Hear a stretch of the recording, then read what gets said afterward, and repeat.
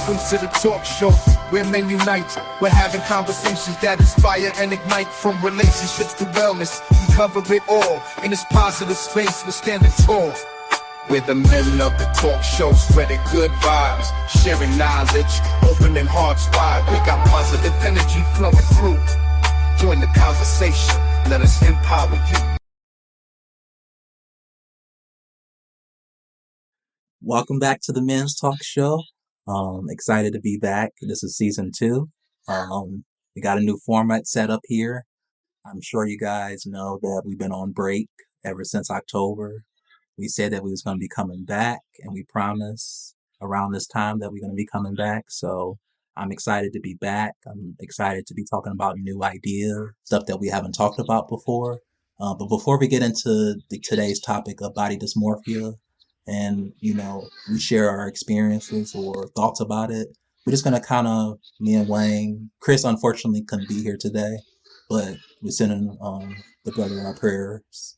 But we are gonna just be talking about like what we've been up to and how things are going in our life. And so yeah, these past couple of months we have been on hiatus because we need to take a break for our own mental health. As you guys know that, it takes a lot to run the talk show and things to that nature. But what I've been doing, I've just been relaxing. I've been working on some other projects that I got in store for other things in my life. I got a new job late last year. So things financially is okay. They're not the best, but they're coming along. And I actually went to a man's conference about last month, and I got to connect with some new guy friends. So I've been hanging out with them as well. And I'm going to actually be going to another man's conference next month, so I can keep even meeting more guys and connecting and helping as many men as we can around the world. So I'm very excited about that. What you been up to, Wayne? It's been a whirlwind. I can't believe it's been 5 months that we took a break. It really just feels like it was just last month. It's been a lot just for me personally. My wife finished her schooling, so she's a nurse practitioner. So she finished that, and those last few classes were very difficult for her. I'm helping cover down the kids and the family things in the household. And so it was really much needed break just for that to focus on the family. And then personally for me, I'm in my last about 2 months until I officially retire from the military. And so there's a lot that I need to, between now and then, that I need to look into and do. All right, so there's a lot between now and then that I'm working on getting myself prepared for the next step outside the military. But I'm so excited to be back. And I really missed engaging with you and Chris and making the videos and engaging with our followers. I'm sorry that we had to take a break, but it's like it's just something new that we're starting. And we all have things going on, and we want to make sure we prioritize that because that's what we talk about here. Is mental health is important, and if we wouldn't have had a break, we feel like mental health would have been affected. So, If we I'm would glad have to be just back. kept, And we have what's up? yeah, if we would have just kept pumping out all those episodes all the way until this year, that would have never been good for our mental health. We got to take a break and kind of come back and recollect your thoughts and reflect on what you've done because we did a lot of episodes in one season. Yeah, You that know, too. And they said we all have very full time jobs. None of us are getting paid, so those are things we got to worry about too. And it's just like I said, it's glad to be back and looking forward to keep this going. And we want to keep improving the quality as well. That's another reason why we took a break is to make sure that the quality of what we're trying to put out improves over time. So doing some research on how to get better for the followers is another thing we were looking at as well. yeah. I do agree with that. Yeah, we got a lot of episodes in store for you guys this season. We're really going to be touching more on personal level that has affected either me, Chris, or Wayne. So we got a lot in store for you this season. So we can't wait to get into it. But let's move on to today's topic, body dysmorphia. I'm going to read the definition and then we're going to kind of bounce off ideas from each other and then go from there. Sounds cool? Let's do it. All right. Let's pull it up here. All right. So, in case you guys don't know what body dysmorphic disorder is a mental health condition in which you can't stop thinking about one or more perceived defects or flaws in your appearance. A flaw that appears minor or can't be seen by others, but you feel so embarrassed, ashamed, and anxious that you may avoid many social situations. When you have body dysmorphic disorder, you intensely focus on your appearance and body image, repeatedly checking the mirror, grooming or seeking reassurance, sometimes for many hours each day. Your perceived flaw and the repetitive behaviors cause your significant distress and impact your mental health to function in your daily life. So I'll kick it off with me here. My experiences with body dysmorphia, I actually have it on being smaller, on the smaller side. I want to say like when I was in 10th or 11th grade, I was a little bit chubby and I was actually overweight actually. The doctor kept telling me to lose weight and, I just kept eating. And I was just going through a lot of depression when I was younger. So, I think just eating helped me cope with a lot of things. Being on the bigger side of things, you look at your peers and you say, "Oh, they're more skinny or they're more lean than me." When you compare yourself to a lot of male partners, some people was more muscular in high school, in middle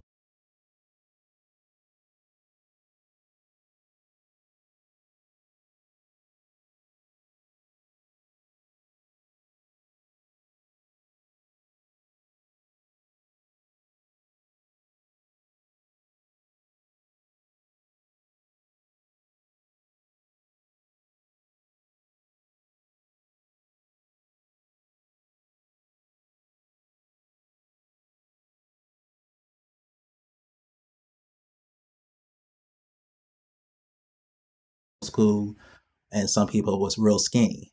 And I kind of, felt very ashamed that I was, big and kind of like had man boobs to kind of say, that, I kind of held myself off from making friends and didn't want to really interact with me because I was ashamed of that.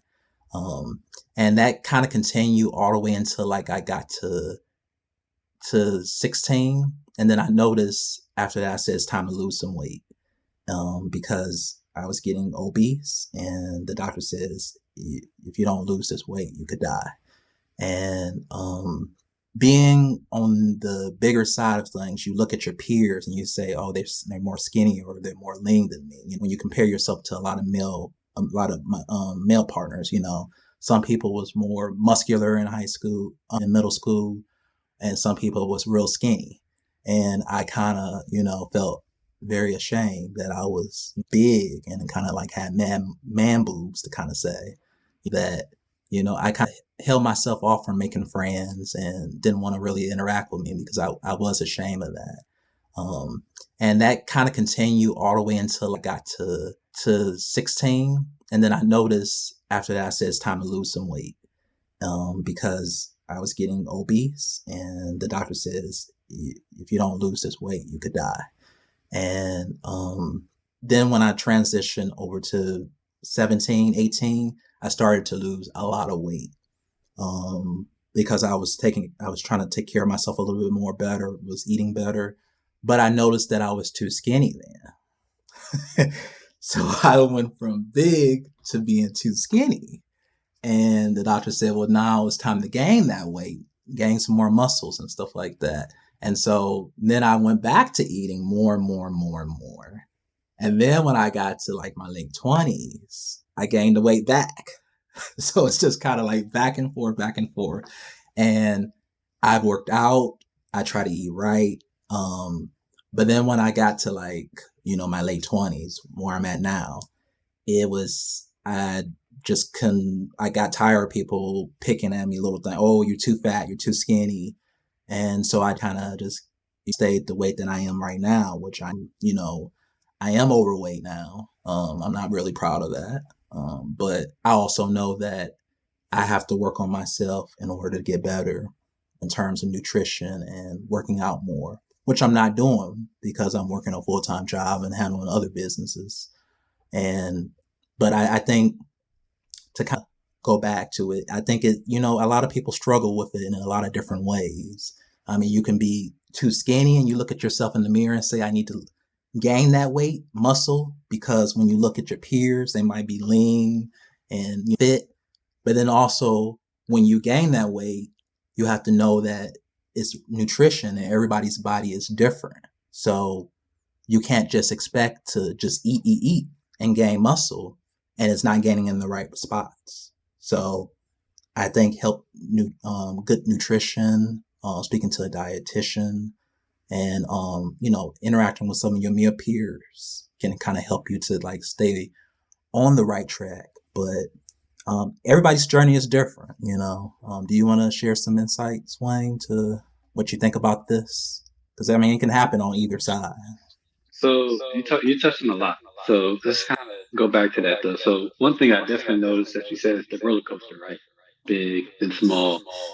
I mean, that's I would probably say a majority of adults, teenagers, they deal with that, right? Like if you're big, you lose a few pounds, and then you gain it back, and then you lose a few more, and you gain it back, right? Or if you're skinny, like you gain a few, and you lose it again. And it's always that for chasing for that perfect body that we see on social media or on TV or whatever celebrity that you mentioned. And so that's something that a lot of people are dealing with, including myself. I was always really skinny through high school and even as a young adult.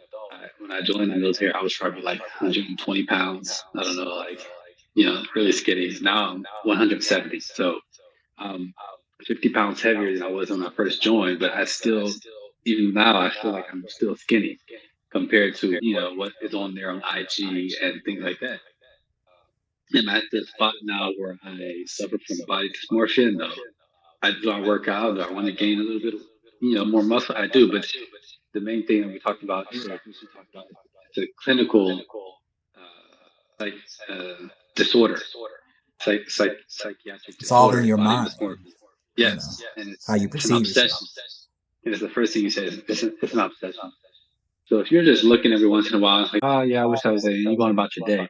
That's not body dysmorphia. Body dysmorphia is when you hide yourself from the social world or you don't do certain things. I can imagine if you were in high school, right, and you're in high school and you're overweight, you don't want to They will pick join. on you. Well, not that you don't want to join a sports team. Why? Because you have to shower Yeah. and with your peers, and they're going to look at you and you're like, oh Yeah. man, cover up this You're and that. overweight. And so that affects you right there. You're hiding yourself from doing something that you may like to do because of how you feel. And that's the same thing with, with a lot of things. Same with as you get older and you start losing your hair. I'm 38 and I'm grateful I still have a full head of hair. My dad, when he was this age, he was already shaving his head bald. And so that's something I think about. To this day, I'm like, I'm always checking to make sure my hair is still there. I'm, I'm grateful to be retiring with a full head of hair. But as long as that's one thing that me, like, I feel like if I had to shave my head bald, I would probably be on borderline body dysmorphia because I don't think I look right with a bald head. And then a lot of effects to it is like it's not only how you perceive yourself, it's like the definition said, you look and you pick at certain parts of your body that may not be, up to standards of how you think a male body should. When I gained a lot of weight, I had a lot of stretch marks and I would wear bigger clothes, tighter pants to cover things up so people wouldn't see that, I'm a guy and I have stretch marks because usually women get stretch marks. And to have stretch marks as a guy, it's like, that's kind of embarrassing. You know what I mean? So I covered things up. I wouldn't take photos, if it was just top up, but not showing my full body. And, and you pick at that. But at the end of the day, you can't do nothing about if you have, stretch marks or your thighs is too big because, I mean, chemically, you can work out all day long and eat the same foods as somebody that's really mentally fit and physically fit. But our bodies are chemically, physiologically different. So somebody like just say somebody that was more fit than me, who are trying to be more fit and they go to the gym 5 days a week, they can do the same exact workout techniques as I do, but their bodies might look different than how I do it if I do the same thing. Our bodies are physiologically different from each other. So one Yeah, person let's might think look about that different. more. Yeah. So, as back in my maybe like 10 years ago, 8 years ago, I got certified as a personal trainer, and the reason why I did it is in the military. For 13 years, I was a fitness leader for every organization I was with, and I definitely noticed that what you're saying. I would create routines for the sailors, and it's not a All right. I have a guest here that's willing to share about his journey of gaining the weight back, correct, Danny? And could you just kind of like go over your name and, where you're from and, what was your journey like? Any struggles with going from small to big or any ups and downs in between there? So just kind of like tell us, the audience, who you are, what you do. If you even watch our talk show before now, and then just kind of go into your journey of going from small to big. And then I'll give you some insight about me too, so it's not a one-way street here. Oh, I understand. My name's Danny. I'm from Georgia. I'm an online fitness coach. Been doing it for quite a while. I enjoy it. Fitness for me is an outing for my mental health. I struggle with mental health. About 12, 13 years ago, I was struggling with mental health real bad. A friend of mine said, dude, go to the gym. So I did, and that's helped my mental health. But even then, in my entire life, I've always been small. Could never get above like 150, 160. And it was like, what am I doing wrong? What can I do different? So I started looking into bulking and different ways of working out. Still couldn't get it. It took me forever. Last October, I started a new program. It's a bodybuilding program.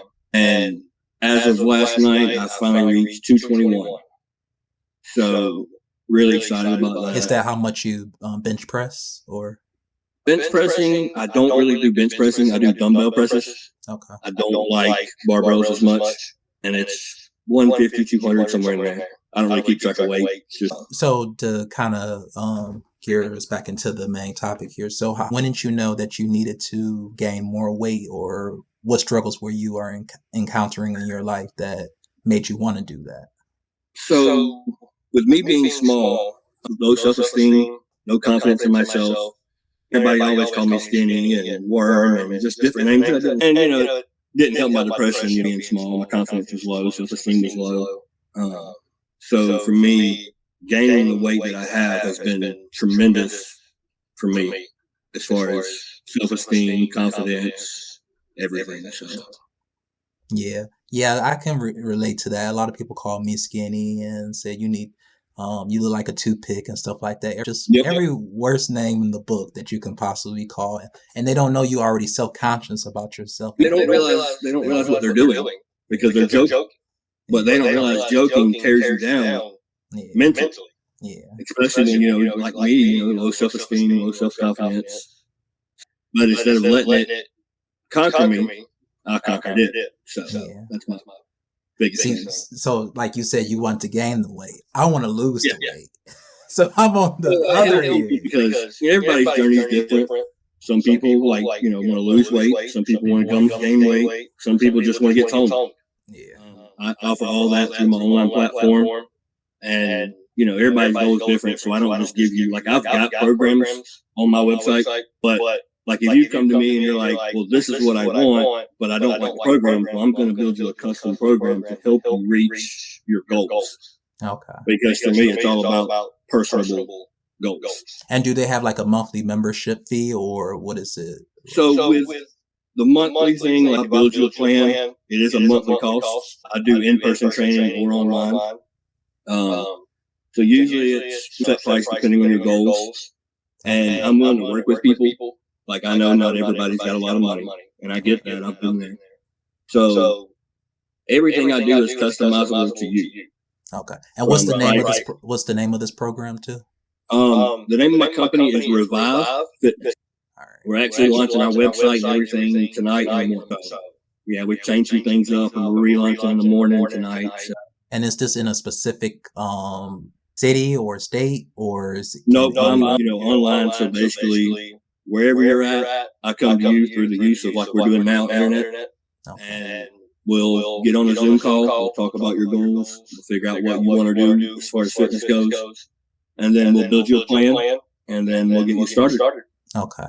So for the men that watch this show and they say, I'm going to do body self-esteem issues, or I'm going to do body dysmorphia. So like if people are lifting weights and they don't see themselves getting any bigger, or like, somebody that's small and they don't seem like, no matter how much they eat or how much they're working out, what would you say to those people that are struggling to gain muscle, or on the flip side to lose weight if they overweight?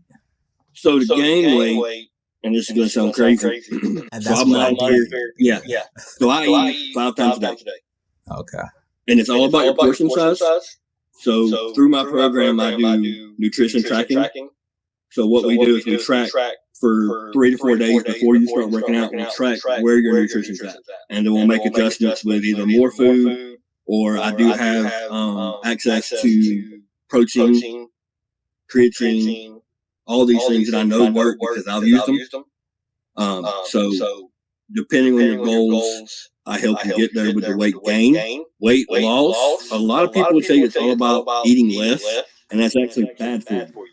Oh wow, I didn't know that. Yeah, your body still needs a certain amount of macros every day. So if you rob it, you're actually hurting yourself. In my opinion, this is my opinion. This isn't anything. It's just what I've seen. Losing weight, biggest thing is what I call HIIT training, high intensity interval training. So like cardio exercises and stuff like that, treadmill. Yeah, cardio steroids is what I call it. Okay. So it's fast-paced, total body workouts that get your heart rate up close to your max. And by doing that, you actually burn fat. You can't burn fat or lose weight from just eating less. You can, but it's not healthy. Okay.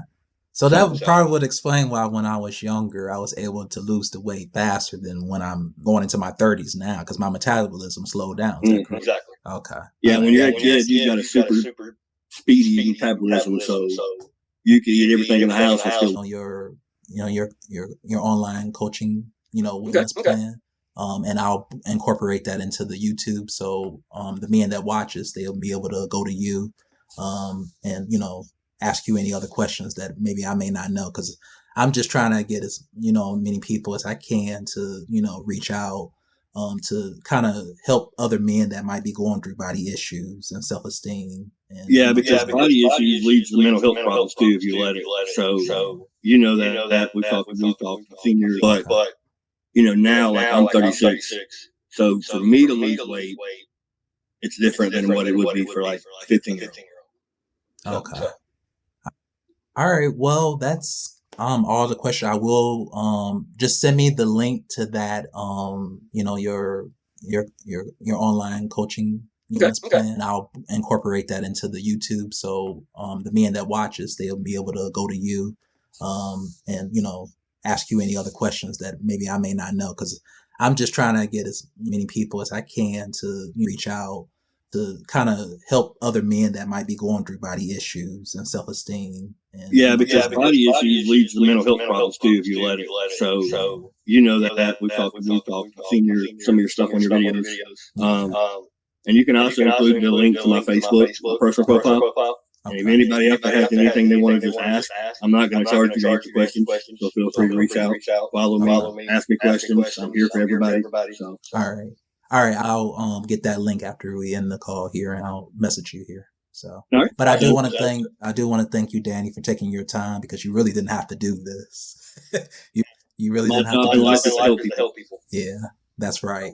All right. You take care, Danny, and I'm gonna message you right now here and get those links for you, so I can add it into my YouTube channel. Sounds good, man. Thank you. All right. Bye. One size fits all.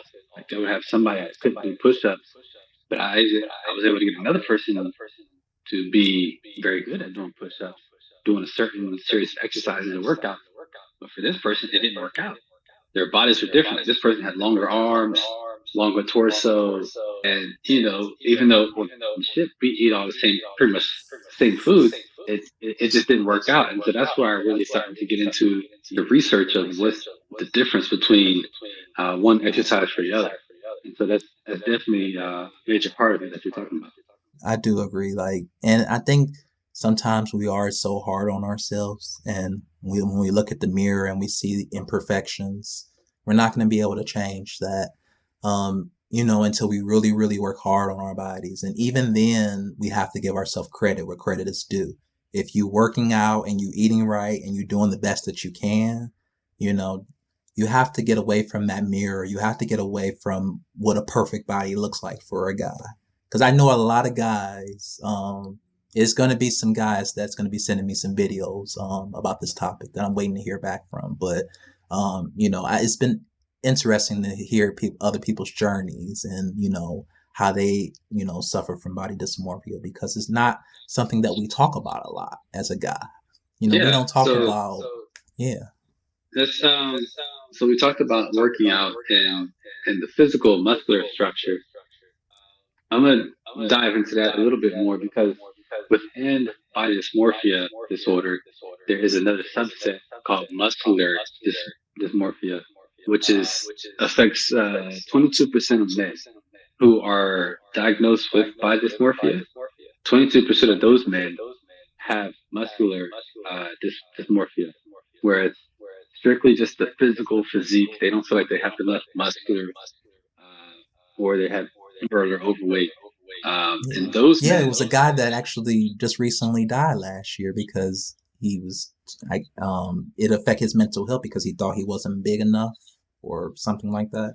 Can't think of his name, but I'll put it after I edit the video and all that. But yeah, so that happens, and then those guys tend to be the ones that you see as the quote unquote alpha males, right? Because they're more prone to doing the masculine tendencies, where it's like working out way too much or being prone to violence to solve issues. Of course, sexual promiscuity, and there's one more I had here: reserve, and being emotionally reserved, not letting your emotions show because they want to show that they're the guy. And those are the people with the muscular dysmorphia. yeah, like the bodybuilders and things like that. Yeah, a lot of people get into that because of that situation. I'm saying that all bodybuilders are suffering from muscular dysmorphia, but it is some. But then And I I think also that's want where, to go ahead. Go ahead. and I think that's where they need to take a step back and ask myself, am I happy with the career that I'm doing? Because 9 times out of 10, you putting on all that muscle and you're trying to appeal to a certain demographic or what exercise regimen and stuff like that on your teams and stuff like that, and you're not taking the time to think about how it affects you mentally. That's why the guy that I was saying, he took his life last year, because no matter how much mass he put on, not how much muscle he put on, and how muscular he was, it's a mental thing. So even though he, I guess his peers would look good on the outside, his body would look good on the outside, but inward, he was dealing with a lot of emotional trauma. Well, yeah. In his So body. what they say here is that of the all psychiatric disorders, when you're talking about depression, loneliness, things like that, right? Anxiety, body dysmorphia. Of those, people who suffer from body dysmorphia, especially men, are more prone to suicidal thoughts and attempts because of how they feel like they can never achieve what society thinks they should be, or their own personal views of where they should be. And it kind of results in that because it's all up here. And the reason why we started the show is because men don't have an avenue to talk about those things. And so that goes into it even more. I wanted to get on, so we can sit and talk about muscular dysmorphia in the body, but there's other parts too that I want to talk about. And so we talked about, he spoke about it, which is skin. You think about that being something particularly for women with makeup and things like that. And it's just say for any ladies that just watch this too, like just putting on makeup is not body dysmorphia, right? It's an obsession. Yeah. It's an obsession where you're like you are obsessed. All you think about is covering up this scar that you have because you think it makes you unpretty. Or for guys, like I said, you have stretch marks here and you feel like that women aren't going to find that attractive. Uh, so it's with the skin, for example, acne for teenagers, young men. Acne can be really bad, scarring, hair thinning, nose, size and shape, or genitals. All right, so those are the things that body dysmorphia kind of covers, and we could sit and talk about all of those all day. I still remember when I was in like first grade or kindergarten, and we took a class photo, and this girl came up and said, "Oh, your nose is so wide." And she's like, "Everybody else's nose isn't like that, but yours is so wide. I can see it in the video." And I still remember that to this day. And when I was younger, I would look and my nose would be, I was like, "Oh no!" Like, and it just affected me for a while. Those are the type of things that you never think about. But if people get Yeah. nose jobs, right? You get nose jobs because you feel like your Yeah. nose is too wide, so you have to make it nice and thin to get that European look. Mm-hmm.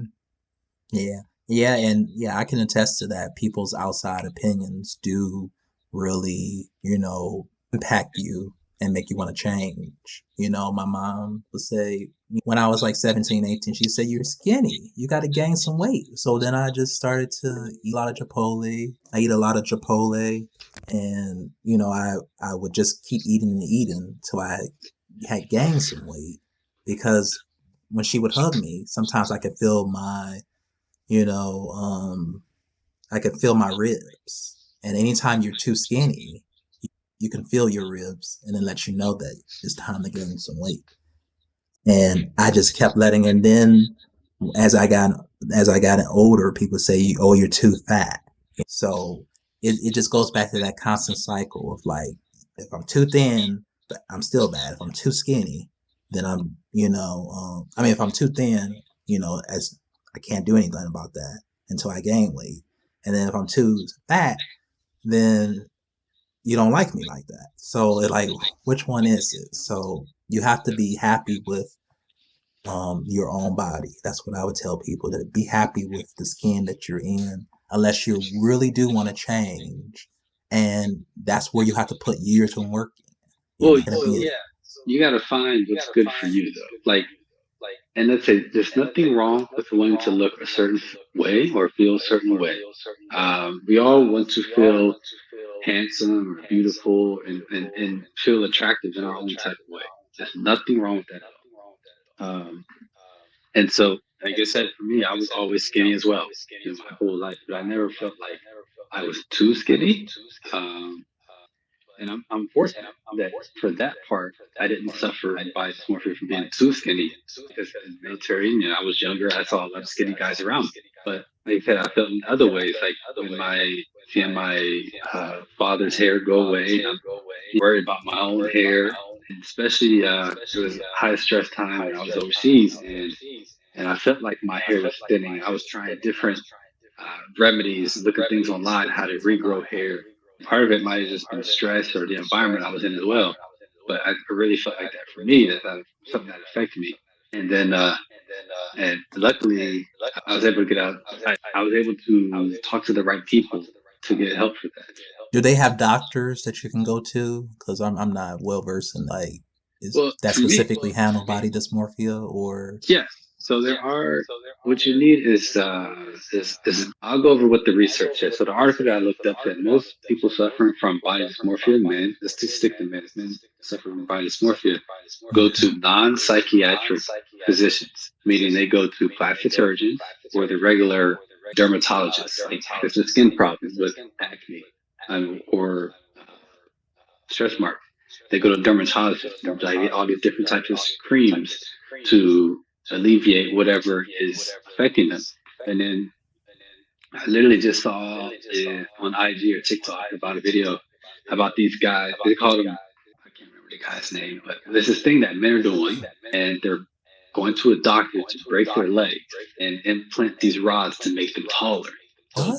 Yeah, so this guy paid $80,000. He was 5'5", and he worked out, so he was a little muscular. He was 5'5", and always he was suffered from body dysmorphia and a subset of muscular dysmorphia. And so he paid $80,000 to grow 7 inches. So he went from 5'5" to like 6'2". But he did that through paid plastic surgeons. Like I said, they broke his legs in 6 different places, put implants in. He had to go to multiple surgeries and a year-long rehabilitation to end up how to grow his new legs. Not to mention having to buy a whole new wardrobe, right? But How did that's the that type affect of his thing mental that, health, though? yes, absolutely, that's the type of thing that men are resulting in short men who feel like they need to be taller. Me, I know we talked about this last season. I'm 5'8". Don't go there again. You're you're I'm 6'2". 6'3". I always felt that I was short, um, but I never felt like I was too short. I'm fortunate. I'm not 5'5" or 5'4". I know I'm a little. I think the average is 5'9". Like you see on IG all the videos of girls say, "Oh, I want a guy. He has to be 6'2" or 6'3". I saw one other guy. The girl said, "He has to be 6'5". And then you look at the comments and it's like, That's too tall. she don't even know what 6'5" is. And one of the comments said, "I'm 6'2" and I rarely see anybody taller than me." You know how rare that is to find guys like who are that tall if you're not playing sports, right? The average, they said the average is like 5'9". So, but yeah, I just wanted to mention that that's one thing that guys are doing, is trying to grow their legs to get taller. And you ask, who are they seeing? They're not seeing. You need to see a psychiatrist. And when you think of that, it's not a negative thing to see a psychiatrist because it's a clinical disorder that makes you feel that way. And one of the things that can help, as well as a psychiatrist, is a psychologist who deals with behavior. Psychiatrists deal with medication or treatment of psychiatric conditions. Psychologists is behavioral, and then you have counselors and health coaches who can deal with the cognitive behavior therapy, which is one of the things that helps get people out of dysmorphia. And what the cognitive behavior therapy does is just find little ways for you to overcome what it is. So if you're in the mirror every day, constantly checking your hair, guess what? Maybe you're pulling your hair out because you're constantly checking. And the stress, which we talked about last season, stress can affect you physiologically. And so if you keep thinking about your hair being thin, and you're stressed about it, guess what? You're actually going to make your own hair thin out. So that's another thing as well. So, to kind of wrap things up here, we cover a lot. I see you checking your hairline right now. It's too funny. No. But those all are important things to really talk about. But is there any like final thoughts that that you might have that in relation to how people can overcome it, or just it's just something that they have to, it's a mindset thing. It's not something that they can go see a doctor about. Right? No, you can't. But you got to see the right doctor. Like I said, see a psychiatrist. If you're like very severely impacted by this, where it's really affecting you, you're afraid to, whatever things you're afraid of. Like if you feel like your face is so disfigured because of the scar, and you don't go outside, you lose your job, you can't have a social life because of it, and maybe a psychiatrist or psychologist can help you. If you just feel like you're not to the point where you're obsessed about it, but you constantly think every day like, oh, I wish I could lose 5 pounds, or I wish my arms were a little bigger, or I wish that my hair didn't go this way. Or if it's something specific, like I think one ear is bigger than the other, right? Maybe that's something that, like I said, a counselor or a health coach can help you. For one, just to be real, counselors and health coaches are cheaper than a psychologist and psychiatrist. Okay. So that will certainly help a normal person. So like a wellness coach, not like a psychiatrist. Yeah, absolutely. Okay. All right. But you want to find somebody who kind of specializes in cognitive behavior therapy, because that is something that everybody has their own specialty. And you may go to a wellness coach who can help you sleep better, but they don't know how to help you get over body dysmorphia, or maybe they specialize in nutrition. That's not going to help you with this. So understanding the person that you're speaking to will help you as well when you're trying to find the right person to overcome body dysmorphia. And understanding that we all are unique in our own ways. And there is someone, if it's something that's affecting you, like you don't feel like you'll find a romantic partner, there's somebody for everybody out there. There's 7 billion people in this world. Just because the people in your small circle, maybe they're not the one for you, try going to another circle. I mean, I met my wife overseas in the Middle East. I mean, there's people all over the world who feel the same way as you. They find you attractive. Get outside your circle and try to find someone else as well. If it's a romantic partner that you're searching for, if you feel like they won't like you because of a certain thing. Yeah. Yeah, I struggle with that a lot too. Like, dating women is like you have this perception about how women perceive you.